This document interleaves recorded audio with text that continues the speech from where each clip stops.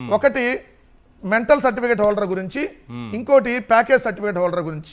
ఒకటి Balakrishna mental certificate holder, beware of Balakrishna అని మనం చెప్పాలి. ఎందుకంటే తనకి మెంటల్ ఉంది, దానికి ఒరిజినల్ సర్టిఫికేట్ ఉంది, అందుకనే నేను సైకోలాగా ప్రవర్తిస్తా అని చెప్పి సైకోలాగా ప్రవర్తిస్తున్నాడు కాబట్టి బివేర్ ఆఫ్ బాలకృష్ణ.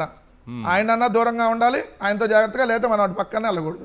రెండు, package certificate holder beware of Pawan Kalyan.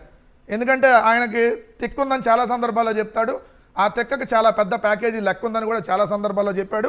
ఎందుకంటే తన తల్లిని తిట్టిన, తన అన్నని తిట్టిన, తన పార్టీని సంకర జాతి అలగా అన్న బాలకృష్ణ సారు అని నేను చేతులు కట్టుకొని జీ హుజూర్ అంటూ తెలుగుదేశం కాళ్ళ దగ్గరే బతుకుతానన్నందుకు ఇట్లాంటి వ్యక్తి సమాజానికి హానికరం కదా. ఎందుకంటే తన తల్లిని తిట్టిన వాళ్ళ దగ్గరికి వెళ్ళి జీ హుజూర్ అనేవాడు మనిషేనా?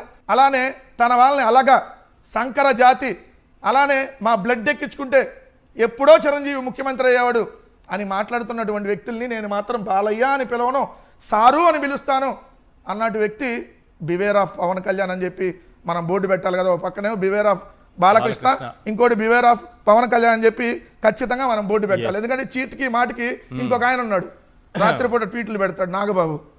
ఏమయ్యా మరి మీ అన్నం తిట్టిస్తే ఇదే అసెంబ్లీ సాక్షిగా ఎవడు వాడు వీడు అంటుంటే మరి ఎక్కడున్నారయ్యా మీరందరూ? అంటే ఒక ఎమ్మెల్సీ పదవి అనేది పడేస్తే అట్లా లేదు, మీ అన్నకు ఒక ఎమ్మెల్యే ఒక డిప్యూటీ సీఎం అలా పడేస్తే మీ అమ్మని తిట్టినా, మీ అన్నని తిట్టినా, మీ వాళ్ళని అలగా అన్నా, సంకర జాతి అన్నా మేము అలా సంకనెక్కుతామంటే అంటే డబ్బిస్తే ఎంత అవమానాన్నైనా మర్చిపోతావరా నా కోటక్క.